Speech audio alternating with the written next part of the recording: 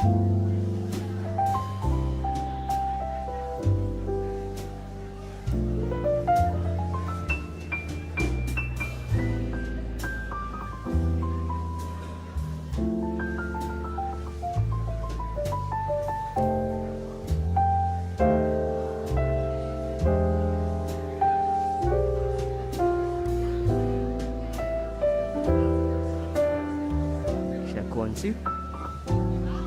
Check 1 2.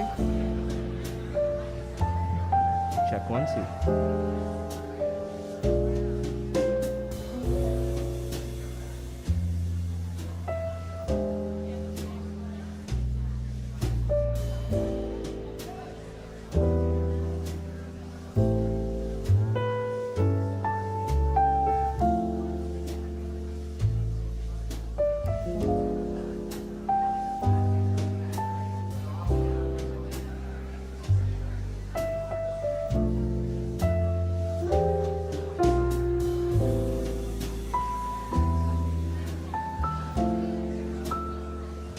Check 1 2. Interpreter check 1 2.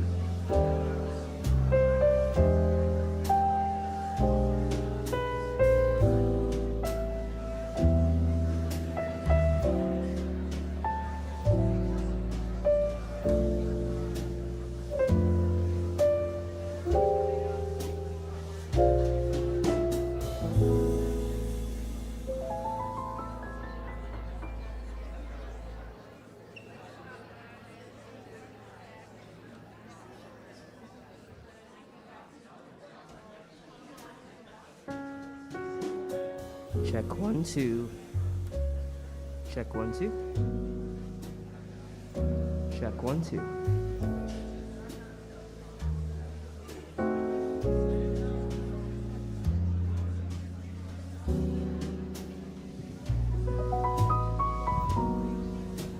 Good evening. Yeah, you were better before. Good evening. That's good. My name is Cleve Warner. I'm the manager of author and speaker engagement here at the Pratt Library. Thanks for coming out on this really beautiful, cool spring evening.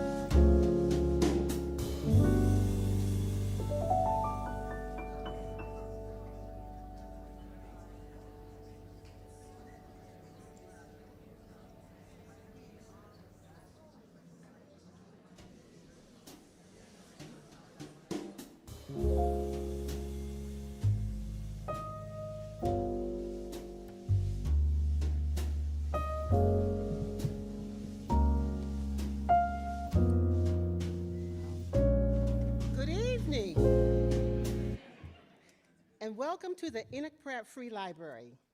My name is Vivian Fisher, and I am Deputy Director of Public Services at the Pratt Central location. This evening, we have as our guest author, Eugene Robinson, and moderator, Corsonia Wise Whitehead. Eugene Robinson is a Pulitzer Prize winning American journalist, former columnist, and associate editor of the Washington Post, author and chief political analyst at NBC News and MS Now. His prior positions included foreign editor, London correspondent, and South American correspondent. His columns were syndicated to 262 newspapers by the Washington Post Writers Group.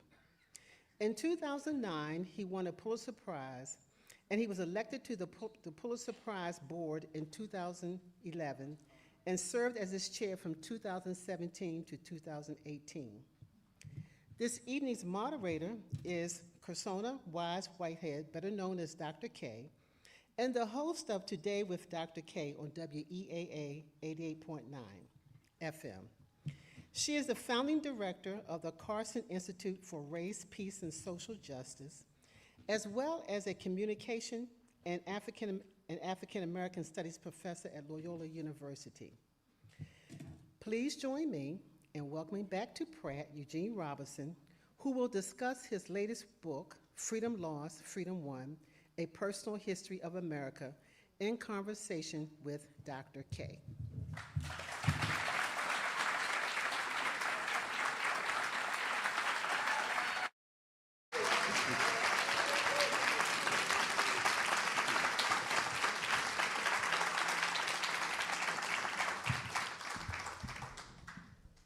Thank you so much. It's a pleasure to be here with you. And I want to start by taking you back to 1986. 1986. Mm-hmm. So I attended McKinley Tech in Washington, D.C. Mm-hmm. And we were upset because they kept writing all these negative stories about us in the news. I said, we need to march down to the Washington Post and demand that they write better stories. And I called my dad. He's like, well, what time are you leaving? I'm like, I'm leaving now. And we were not very close. We marched down to the Washington Post, stood outside shouting for better stories about a black high school. They invited us upstairs. And they must have sent in all the black reporters, and you came into the room. I'm sure they did. I'm sure that, you know, it's probably all of us. But you said something that stayed with me. Well, you talked about the importance of owning and telling your story. Yes, indeed. So I want to have you talk about that, because you've been doing that, holding up that banner for 45 years at the Washington Post, making sure our stories get told. Talk about the importance of owning and telling our stories. Well, it's really the only way to ensure that, number one, your story gets told, and number two, it's told correctly. It's that the truth is told. Otherwise, people will tell it for you, and they'll tell it however they want to tell it. And you know, when I went to college, I went to the University of Michigan.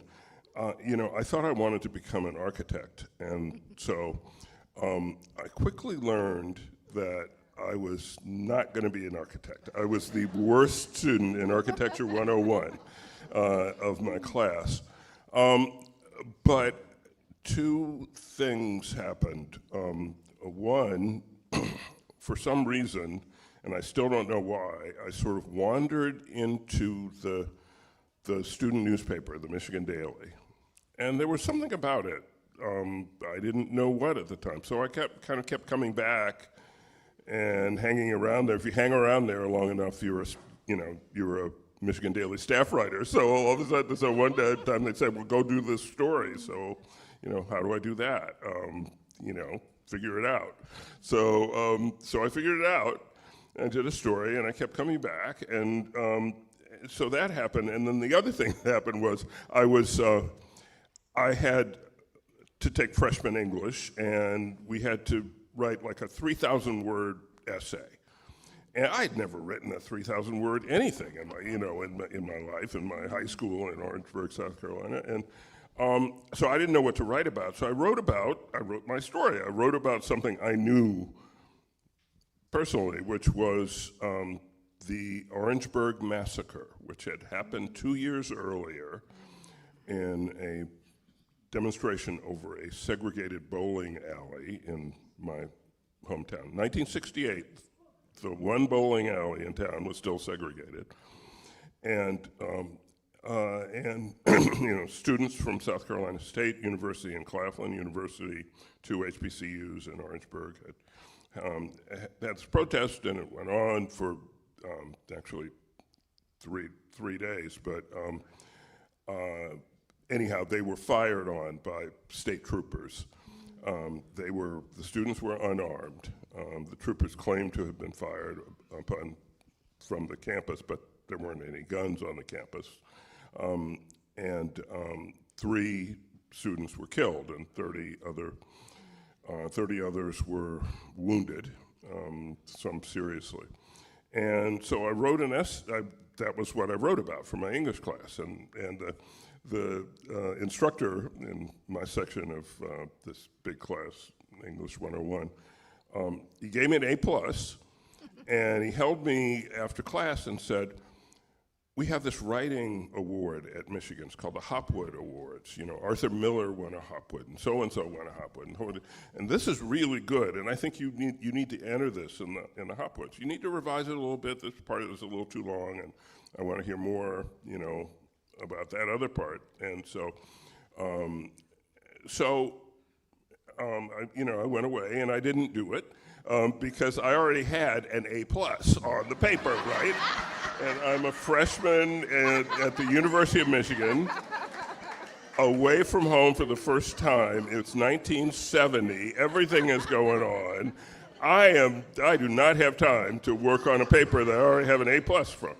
So I didn't do it, but he kept asking me about it. And finally, he, like the 4th time he asked, he held me after class again, and he said, have you submitted this to the Hopwoods? No, Mr. Ebley, I've not. And he said, "If you don't do this, I will make your life a living hell." And he had crazy eyes, and so I did, and it ended up winning a Hopwood Award.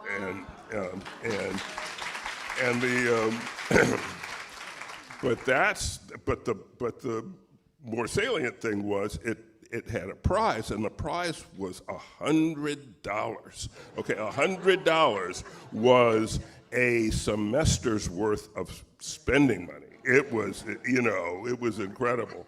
And I was like, hold it, you can write, and this is like a way that people will give you money. So anyhow, that's when I kind of started and started to appreciate telling my story.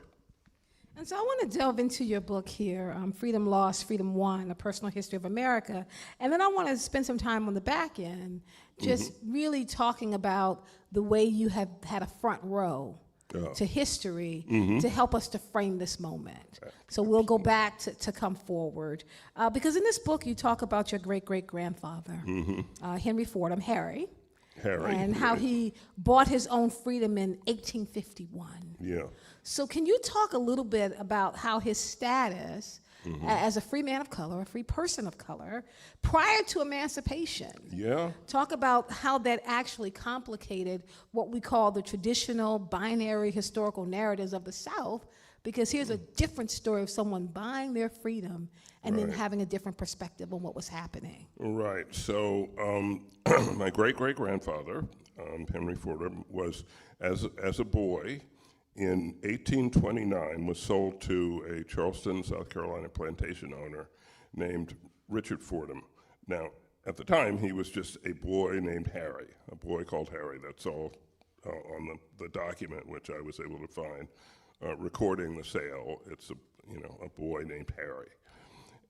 And he was sold, again, by this plantation owner, Richard Fordham, to a businessman in Charleston in 1848. for $2,000, which was a lot of money in those days. And that's kind of a clue to how he was able to buy his freedom. He had been, I was going to say, taught to be, he had been forced to become, he had been raised as a blacksmith. And that's what he had been set to do by his owner, and I put that in quotes, Richard Fordham. And he apparently, from all evidence, was really good at it. And Charleston, and this was true of New Orleans and other sort of more cosmopolitan port cities, especially. It's not that things were all that fluid, but things were a little more complicated than in more rural areas of the South. And one of the complications was that, skilled blacksmiths were in demand, and so the slave owners would essentially job them out to other people. If you've been to Charleston, you've seen the gates with this very fine iron work on them, and that's one of the kinds of things that Richard Fordham would have hired Henry, out to do. And the money that was paid, of course, was paid to Richard Fordham, but slave owners did sometimes, and quite often, especially for skilled craftsmen, they would let them have 5%, maybe not even 10%, but some small percentage of the earnings as an incentive to do it well. And so the way he would have bought his freedom was to save that money over years and until he had enough to purchase himself, essentially, from it would have been from his second owner, who was a man named Otis Mills. And so that happened in 1851. Exactly how it happened and exactly, what he paid for himself or what there's no document recording it. For a long time in working on this book, all I knew was that he had become free at some point between 1848, when I had the record, I knew he was sold, and so he was still enslaved then, and 1860, when he showed up on a census as a Henry Fordham FPC, free person of color. In Charleston, more than 90% of the African Americans living in Charleston at that time were enslaved. Somewhere between 5, 6, 7% were free persons of color, and there was the city took a yearly census of free persons of color because they really wanted to keep track of these free black people. They just didn't. That whole free and black thing, that combination, that did not sit well with a lot of, they looked like this, why are we letting that be a thing, right?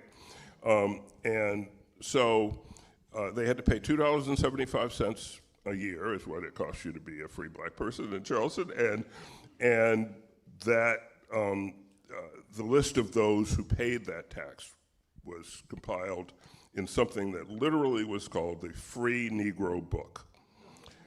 And I was searching historical archives and records, and I go into the South Carolina Historical Society because I really wanted to pin down at least when my great-great-grandfather had become free. And I was there one time, and a librarian, never underestimate librarians. All praise to librarians.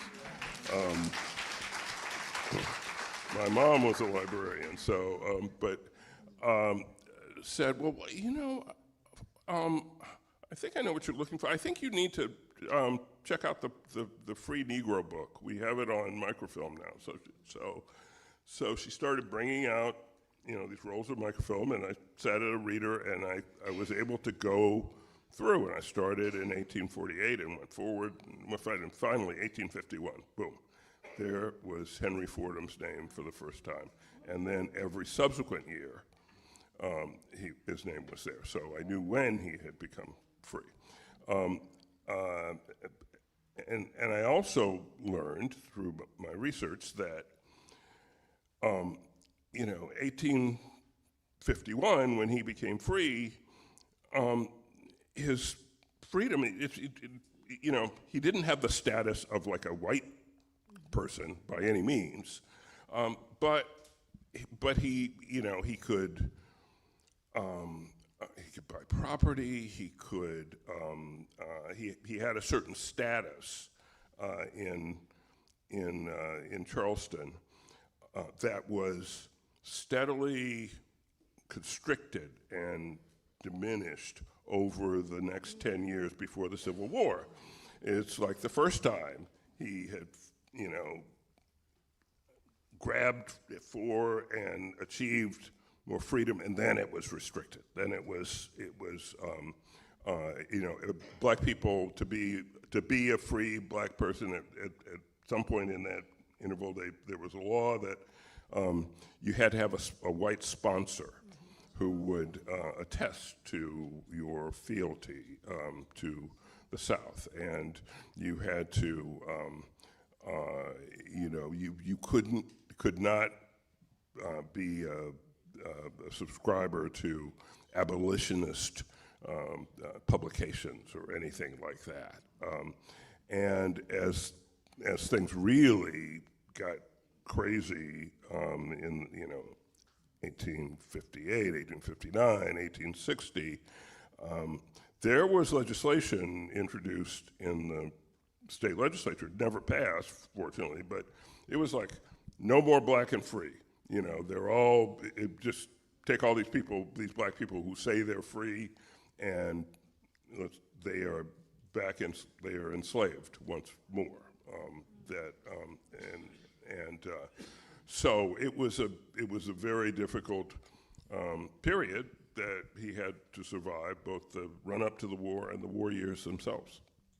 I want to go down that path a little bit, because what you're able to draw on, going with your research, is this very detailed, preserved paper trail on your family. Can you talk about how the preservation, or lack thereof, of Black family archives, how that alters our understanding of the broader American story? Yeah, it really does. It's so what the two things that are two gifts that I was given, and that really motivated me to write this book, because they're unusual for African Americans. Number one, most African Americans who try to do this sort of family research run into a brick wall at the 1870 census, because the 1870 census was the first time we were pretty fully counted. Before that, we were enumerated, but for purposes of the 3/5 rule in the Constitution, that of apportionment, basically redistricting. So, no, yeah, well, that's what they call it now. But no, and so, but it would just be Richard Fordham, and then it would be the number of enslaved human beings that he had on and confined on his plantation. So, but I, my great-great-grandfather had become free before the Civil War, and so I could go back further, and that was one gift. And the other was that my great-great-grandfather had one son. His name was John Hammond Fordham. He was just the right age. He was born in 1856, and so they lived in Charleston through the Civil War, survived the war, and then afterwards, young John was just the right age to take advantage of the brief period of Reconstruction when the Union troops were still occupying the South, and African American rights were protected. And so he was able to go to the first accredited school for black people in Charleston for black kids. He became a lawyer and passed the South Carolina bar. He became a high muckety-muck in the South Carolina Republican Party. He got a federal job at the Custom House in Charleston. And so he was able to do well. He got married, moved the family inland to Orangeburg, which is the town where the first institution of higher learning for African Americans in South Carolina, Claflin University, had been founded in 1869. So in the 1870s, he moved the family to Orangeburg, and he built, or had built for him, a house, and that's the house I grew up in. And he was a pack rat, and so he saved everything. And so, you know, my sister and I grew up in the house in Orangeburg. The two of us own it today, and it was me and my sister, our parents, and my grandmother and my great aunt. There were the six of us in the house, and in the room, in my grandmother's bedroom, which had been her father's bedroom, there was a great big old black safe, like the safe that the Roadrunner drops on Wile E. Coyote's head, you know, that kind of safe, big Acme safe. It looked just like that, and I thought this was a normal thing to have in your house, but I was a kid. And inside the case was where my great-grandfather, you know, who had really, for a time, only for a time, been successful, been allowed to be successful, where he kept his speeches and his letters and his, you know, all sorts of things. And then stuffed under the beds and in dressers and in wardrobes and on top of, you know, of cabinets were just papers. And you know, my great-grandfather kept his bank statements. He kept his mortgage documents. He kept some records from his law practice. He kept records from his Republican Party activities and all the, you know, conventions he went to and the various meetings. And he belonged to, you know, he was a Prince Hall Mason. He was a this, he was a that. He had all this stuff, and he never threw anything away. And so when I started working on the book, I would fly down to Orangeburg and go over the house. I'd take an empty suitcase with me and just literally fill it with papers and fly back up to Washington. And you know, in my study in Arlington, I would put the papers out on the floor, and I'd try to figure out the story they were telling me. And you know, bank statements can tell you a lot. And bank statements told me, you know, showed me the abrupt and fateful transition from Reconstruction to Jim Crow.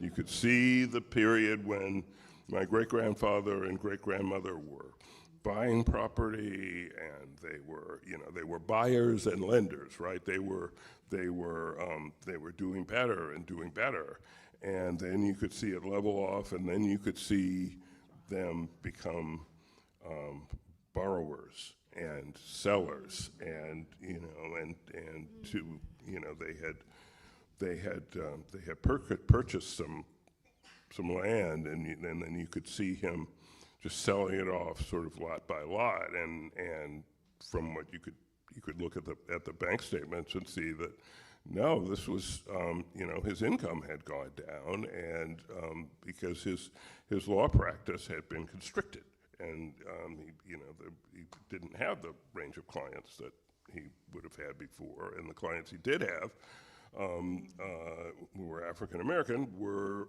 similarly being under the pressures of Jim Crow.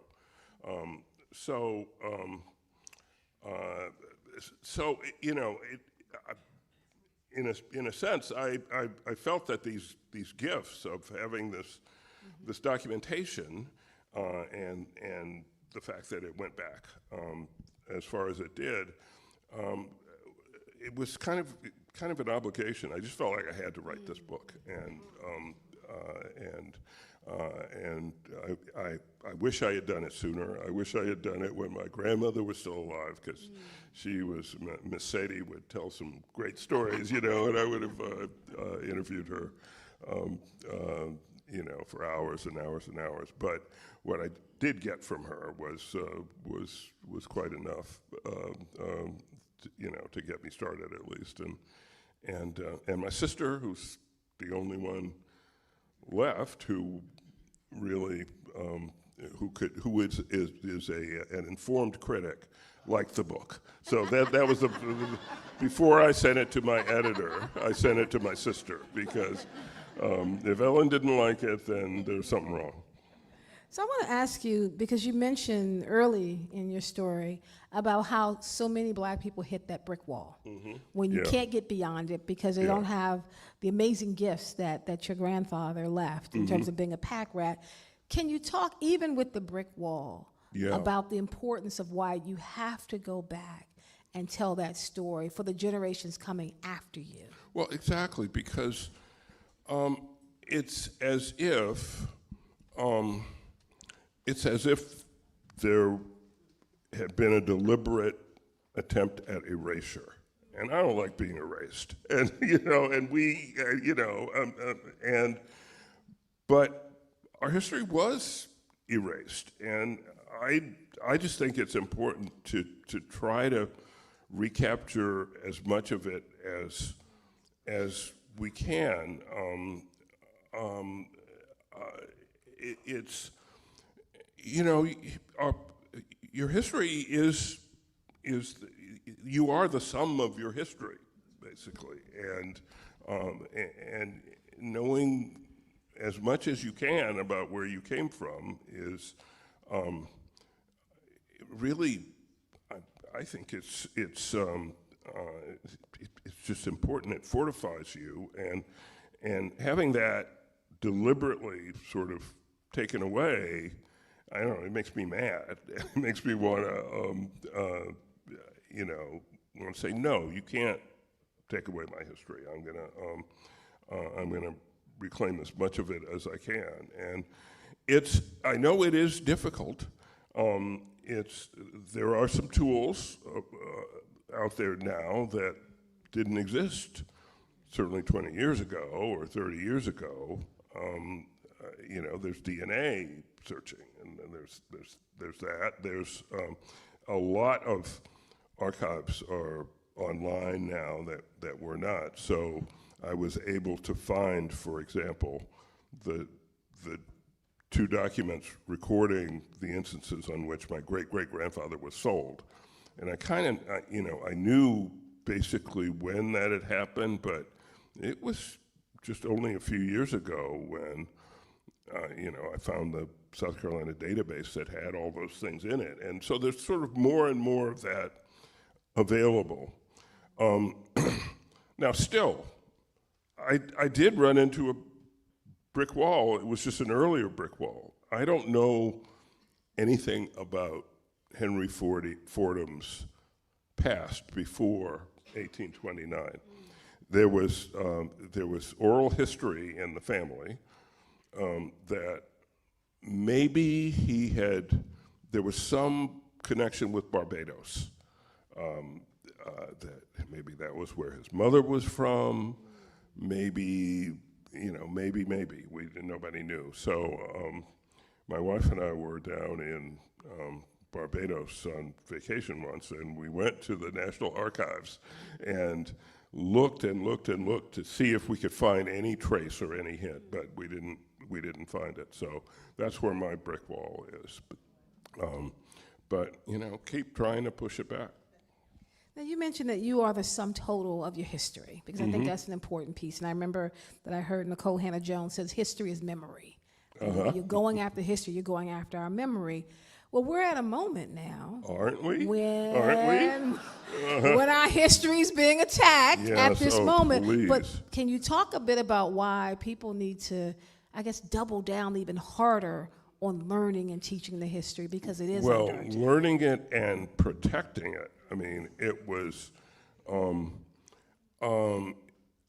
because, yes, we are at a moment when there is a concerted and vigorous attempt to erase or to change or to whitewash our history. And I think, you know, I hope everyone here would agree with me, but my view is no, that will not happen. It will not stand. And it made me,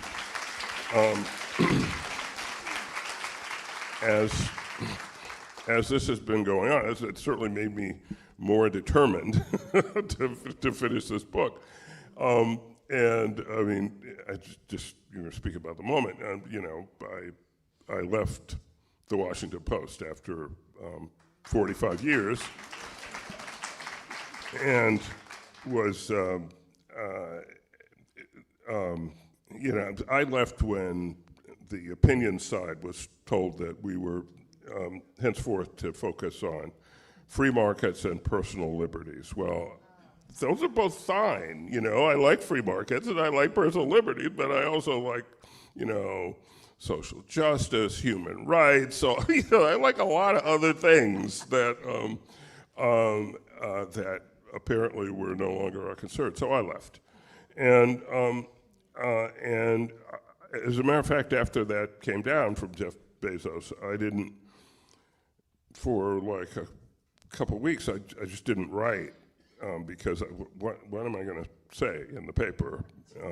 And before I made the final decision to leave, and then I went to the premiere of a new film about Katharine Graham and her bravery, Pentagon Papers and Watergate and everything like that. And I said, that's going to be my last column. So I wrote a column about that, and it ended. I remember the line it ended with. Which was, you know, she bowed to no president. I bow to her, you know, that was it. So, and which is true, and she was amazing.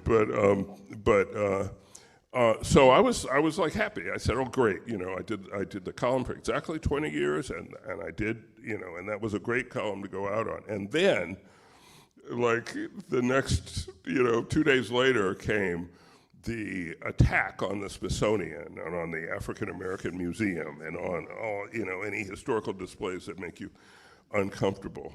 And I said, oh no, I got to do another column, you know. So, so my wife, who passed away in 2023, was a collector of African American historical artifacts and documents, and I still have the collection she had put together, and I just thought immediately of one item in that collection, and it is the document of the sale of an enslaved woman and her son, and it was from Rhode Island. There was a lot of slavery in the North too. It wasn't just a Southern thing. There was slavery in all 13 colonies at the time of the Revolution. And so it was from Rhode Island, and it was in 1776. Okay, and so I wrote what did become my last column. I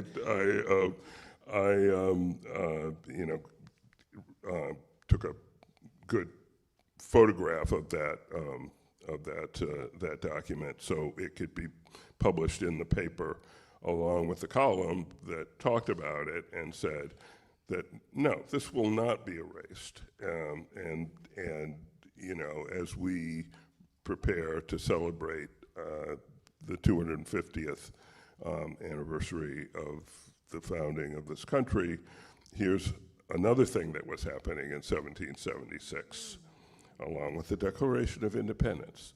And those two stories are both true, and those two stories will be told. Yes.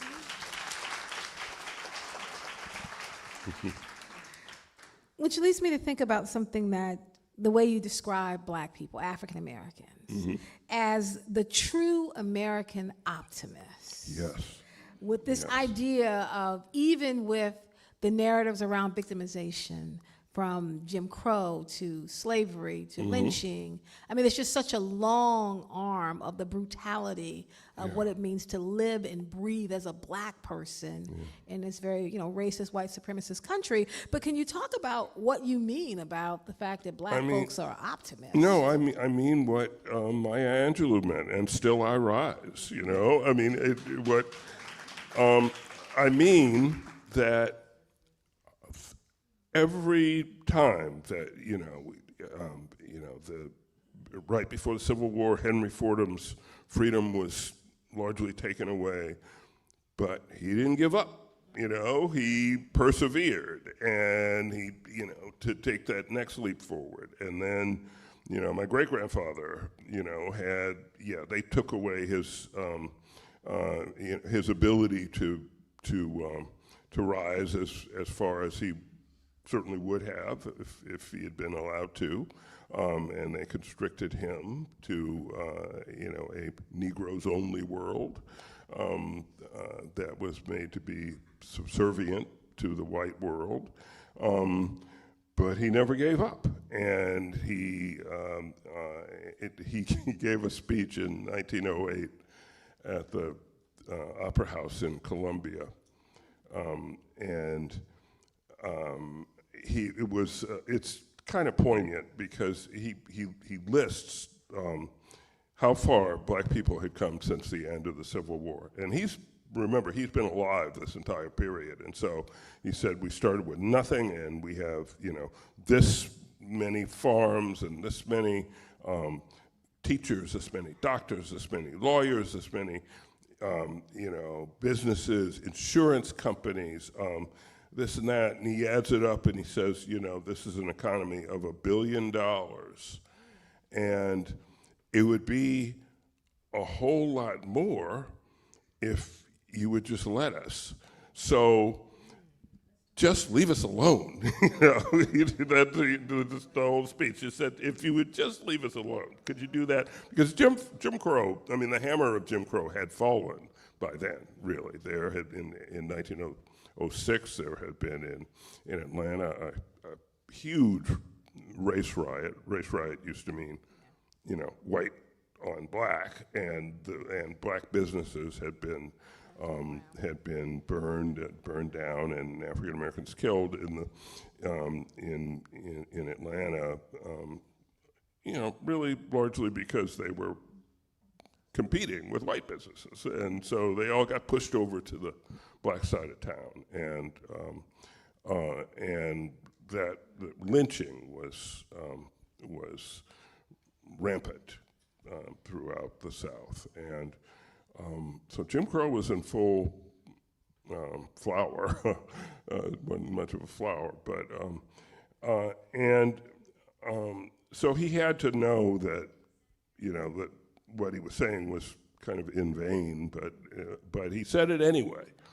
And you know, one of his sons went off to fight in World War I, and was sent to France. And in a medical unit, he was my great uncle Marion. He was part of an ambulance crew. It was a mule-drawn ambulance. And the mule-drawn ambulances could go right up to the front, in World War I through the muddy fields, right up to the front where there was the poison gas and the bombs and bullets and everything like that. And so, and over in France, he was treated like a valiant warrior and conqueror, and treated superbly by French people. And he came home, and once again, black people were not just being treated like before, but 1919, there were white on black race riots in cities across the country, in Washington, in Chicago, in Philadelphia, New York, practically every city you could mention. There are hundreds of these attacks on black communities in what was called the Red Summer of 1919. There's a big government report on that. But, they kept coming back. They didn't give up. And so I think, you say the same thing about World War II, and I think, you can say probably we'll be able to say the same thing about our present era, because ain't nobody giving up here. And it's, and I think it's the unloved and the discarded and the persecuted who, in this country, who keep coming back and who keep pushing and who keep trying to make this country live up to the stirring words of its founding documents. And so that's why I say it's black folks and other other persecuted folks who are really the optimists, because we keep believing, if not in the generosity and goodwill of others, we certainly keep believing in our ability to move the needle, to push things forward, to continue progress.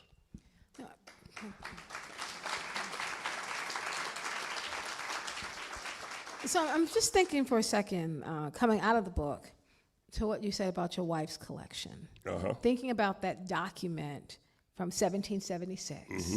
So on one side you have this slave bill, this sale going on. Mm-hmm. On the other side you have this Declaration of Independence from a king, not wanting to have a king. Right. So we're back at this point, 250 years later, where you can lay out on one side some of the horrific things that are happening to black and brown people, and white people who are standing in solidarity against what is happening.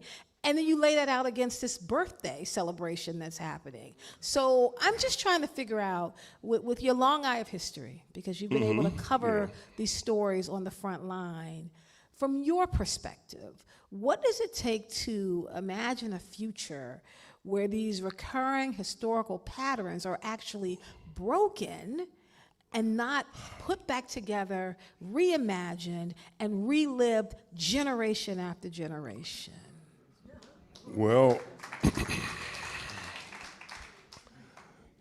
from your lips to God's ear, I hope, we can hope, but look, we have to be honest. No, the pattern has not been broken, right? This pattern, because I see the pattern repeating now. And so maybe someday we will get beyond it. I remember when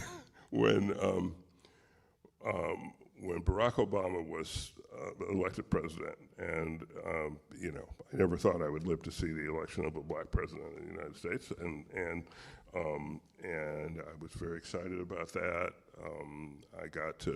I was on that election night. I was at MSNBC. It was then MSNBC, and I was on the anchor desk with Rachel Maddow, David Gregory, Chris Matthews, and Keith Olbermann.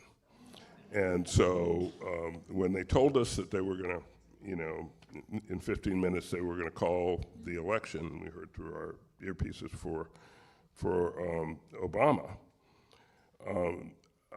My first thought was, okay, when they call the election for Obama, they're going to go to the black guy. So I better think of something to say, right? I better get ready. Don't be surprised.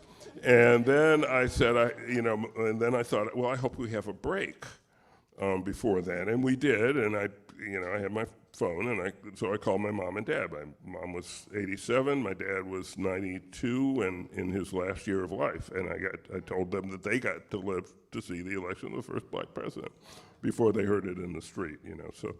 So I was really. It's a moment I will never forget. I was really excited, and I thought, I did think the country had taken an enormous step forward. But when somebody asked me, like a couple of weeks later, oh boy, this means we're now in a post-racial era. And I was like, no, wait, hold on, buddy. I'll believe that when I see it. Okay, there's too much, X out there. There's too we're not in a post-racial era. I hope I'm wrong, but I'm not wrong. And so I wasn't wrong. I was right. Now, I did not know that there would be such a violent sort of snapback. I mean, in immediate, right? It's like whiplash, right? All of a sudden, white lash. I mean, it is amazing, but it ain't nothing new. It's not like we had, and it's not fair and it's not right that we have to go through this cycle again, and that we have to, drag the rock back up the hill and put the pieces back together and start moving forward again.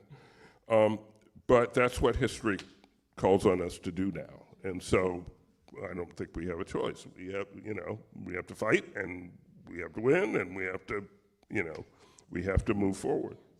Now, I do want to know, just from some context, if people want to look it up, the term white lash is from Charles Blow, and he wrote about in the New York Times about this idea that this backlash that we saw was a push so far into the conservative, right-wing, white supremacist ideology of America. So it's an interesting read because it was immediate, but as writers, when I went back and looked at your columns, you were actually kind of tracking how we were getting there. Even though we had the election of Barack Obama, there was an excitement. I saw it in your columns because every step of the way, there was more reporting about what was beginning to happen. And not just Black Lives Matter, but the ways in which the response was taking place. Yeah. So there are a couple of milestones, and they were kind of, you could kind of see.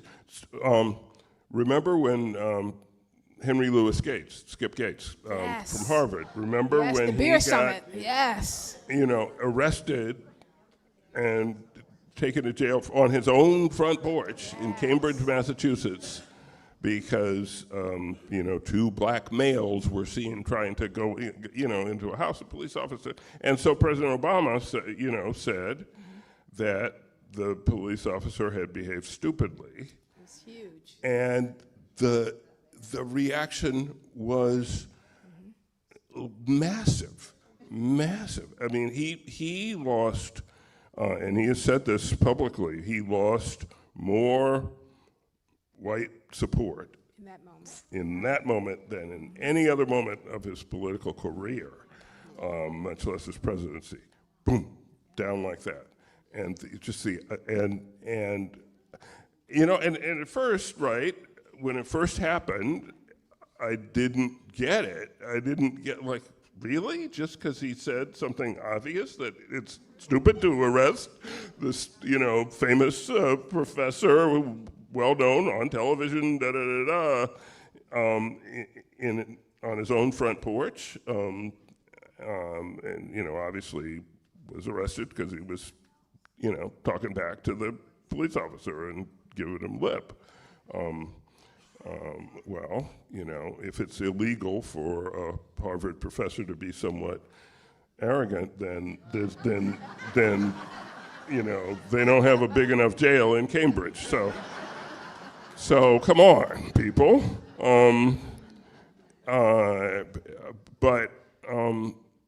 So that was like the first clue, and then the second clue was, to me, was the rise of the Tea Party. Yeah. Like out of nowhere comes this populist movement that is like, and this adamant resistance to like giving people health care, I mean, it's like, no, we can't have health care. But it was vitriolic, and I remember during the debate and passage of the Affordable Care Act, there was a day when a number of members of the Black Caucus walked from their offices in the House office buildings. Often they'll go through the tunnels underneath the Capitol, but they were just walking across the, on the surface, through the Capitol grounds, and there was a Tea Party protest crowd there that was like spitting at them, and it was so it was shocking to me, but certainly in retrospect, and at the time it seemed it was like really concerning. In retrospect, yeah, we saw it happening. Yeah. Let me ask you, as we're thinking about this, because one of the things you note in the book, and you mentioned this before, how bank records can tell a story. Yeah. Because the systemic violence of this idea of racial inferiority does immediately get attached to Black folks owning property. If you look at the Red Summer of 1919, it was not just violence towards the bodies of Black people. It was being intentional around burning down the businesses. Burning down the businesses, to make sure, and people know Tulsa, but they don't understand that if you just look at the map from 1919, it was city after city of Black progress going in to make sure that Black folks were financially set back. Exactly, and it happened in Chicago, in Washington, D.C., it happened in major cities across the country. And then that was the landscape that emerged post the destruction of so many Black business communities was then sort of codified by redlining, which was initially a federal government initiative to help set insurance rates and this and that, but really what it became was a way to devalue African Americans' property, to make it harder for them to get mortgages or insurance, thus making it, making fewer of them able to own property, own residences or business property, and that was perpetuated, I would argue, until like last Tuesday. I mean, or if it indeed ended last Tuesday. So, and no, I mean, because that set patterns of housing, of income, neglect. Government neglect, crime pattern. It helped codify the landscape in a way that was racialized. Now, there's something about the air of South Carolina, because like you, I'm from South Carolina as well. I'm from Olar, Columbia, and Lexington, and I constantly complain about the narrative that I learned growing up. So I would go to school in D.C. in the fall, and then I'd come back, and they would send us home. We would always laugh as children that we would go to sleep in Washington. My dad would throw us in the car sleep, and we'd wake up in South Carolina, right? Because no seat belts, no car seats. You just lay on the back seat. No, that's what you did. That's what you did, and you just kept driving. But you write in the book, and I'm over on page 77 if people have it. But in the second paragraph, you talk about how the particular moment, 3 decades had passed since the end of the Civil War. And you said, why at that particular moment? Because though the South may have lost in 1865, now the old Confederacy was winning. Yeah. And there's a sense that they are winning today. Right. So this is, like, knowing history does help you understand what's going on today. It does. And so there's in the middle of Orangeburg at the Central Square, there is a statue of a Confederate soldier, and it's dedicated to the war dead, but it's specifically dedicated to the Confederate dead from Orangeburg. And that was not erected right after the Civil War. It didn't go up until 1892. And that was the decade, 30 years after the war, when all these monuments and statues and everything began to go up, and when the lost cause mythology began to be not just taught but indoctrinated and insisted upon by those who saw that in their interest. And so it wasn't about slavery. The Civil War wasn't about slavery. It was about states' rights, and it was a noble cause that these people fought for their state, and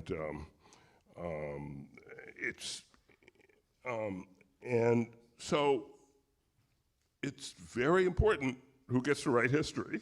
It's very important that we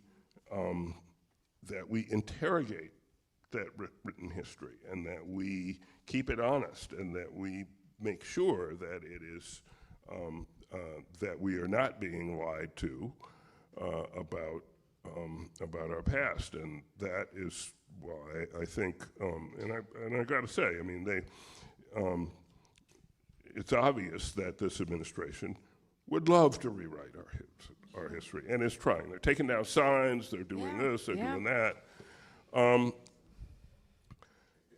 But I don't think they've fooled anybody yet. Now, except people who really, really want to be fooled, who really, really want to, and I think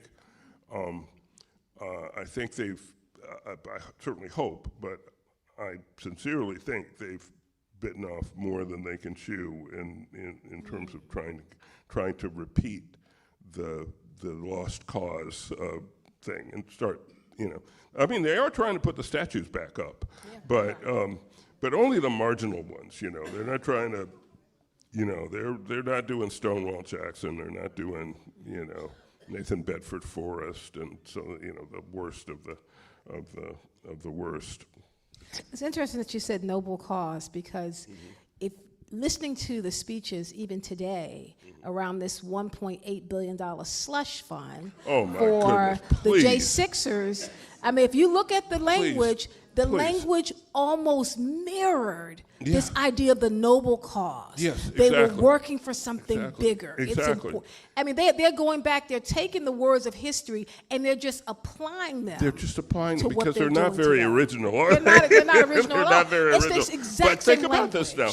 Now, you saw it. You hear, on January 6th, 2021, we all saw that this violent mob attacked the Capitol, defaced the Capitol, smashed up Nancy Pelosi's office, injured 140 police officers who can show you their injuries, Five Some of whom have officers committed can't suicide. can't show you their officers, their injuries because they committed suicide afterwards as a direct result of this, and we all saw it, and so now this is supposed to be what? That was tourists, patriotic tourists who were just visiting the Capitol, or in the mind of the president, they were patriotic warriors who were fighting for the just outcome of the 2020 election, which everyone knows Donald Trump won, right? Yeah. So, from the president, this is nothing new in that he always will repeat a lie over and over and over again, and until people believe it and tell it. Yeah, and some people will believe it, but many won't, and so it's nothing new from him, and I wonder. I mean, it'll be interesting to see when he finally leaves the scene, whether through constitutional means or through cheeseburgers, which. Now, I will say, I want to say thank you for saying when and not if. Yes, yeah, no, there will that be is a a win. problem. I mean, too. there will be a win. There will be an end. So when it'll be interesting to see if any of his would-be successors are able to continue on that path. My gut instinct is that there isn't anybody who's quite like him. Yeah, the fever's going to break. I think the fever's going to break. Yeah. I think the fever's going to, with him. So I do have time. I think I have one last question, and I'm glad they came up. They're like, she can't see us. One last question, because I've been following your career, as many of us have. The work that you have done, the amazing writing that you have just given us, the gift that you share with us, because you have shown us how to see the world just through your eyes and through your enthusiasm. And even in your last columns, like, I saw the anger, but I mean, she bows to no president, I bow, but I saw the anger, but I also felt that there was a bit of hope there too. Yeah. And I just want you to end with that, because I know that they talk often, particularly in the South, in South Carolina, about how you have to, as the Bible said, hope against hope. Yeah, exactly. Yeah. So can you end with just giving us a little bit of that? Yeah, I will. Because we need it at this moment. I will. Trust me. I mean, because this is the right note to end our evening with, because it was how I came to end the book, and it's with a scene that happened. So, in the 2008 campaign, before it was clear that Obama was going to be the nominee, so it was still Obama versus Clinton. Obama was doing well, but this was before the Iowa caucuses, so and so I remember I was down, my wife and I and my sister and her husband and our parents were down at the house in Orangeburg, and we're talking about politics, and kind of the question was, okay, is it time yet for Obama just to withdraw and support Hillary because to show party unity, or or should he wait until after Iowa, which would be better for him? And so we had the conversation, and it was before any of us really seriously entertained the notion that he could win the nomination, much less the presidency. But and my father was not in good health. His health was already failing, and so everybody went, got up from the front room and went back to the kitchen. It was supper time, and so I stayed, and I was going to help my dad, and he grabbed my arm and he said, don't ever let anyone tell you that nothing has changed. and stuck with me. And it didn't, it's not a great leap. I mean, he was born in Jim Crow, Georgia, in 1916, and his side of the family, most of the history I know is on my mother's side of the family, but my dad's side of the family, I don't pick them up until after the 1870 census. My dad's born in 1916. 3 years later, his family started on their trek of the Great Migration and went north and ended up in Ann Arbor, Michigan, actually, where they settled. And then he did the Great Migration in reverse after World War II, when he met my mother, and ended up moving to South Carolina. So he moved from Michigan to South Carolina in 1954, when the civil rights movement in South Carolina was hot and heavy, and it was. And I just thought of his life and, where he had started and the country into which he was born and the country that he would eventually leave. And it's, there has been enormous change, and and it has all been hard won with, and it's all been sort of, 3 steps forward, 2 steps back, 3 steps forward, 4 steps back, 3 steps forward. It's all been this sort of ratcheting motion. But Dr. King was right that the arc of the moral universe is long, but it bends toward justice. That has been true, if you take the longest possible view. And look, I'm not, and yes, you could say I'm grasping at straws here, but and I'm not going to pretend that this is like a time to really put on a happy face about the way the country has been going in the last few years. But I think it is,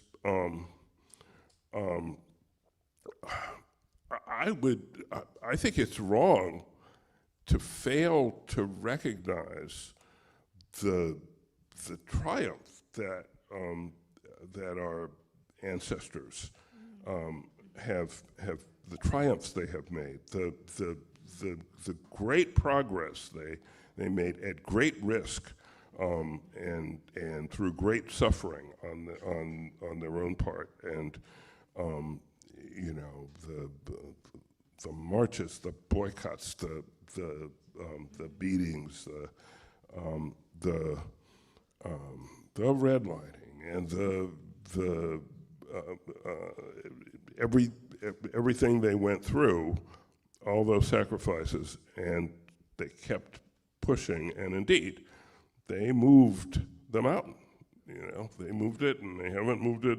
We haven't moved it as far as we would like to, but we moved it. And I think it dishonors them and their sacrifice to say that nothing has changed, there's no hope, because they had hope. They didn't sing, and I remember these days it wasn't we might overcome, or we could overcome. No, it's we shall overcome. And so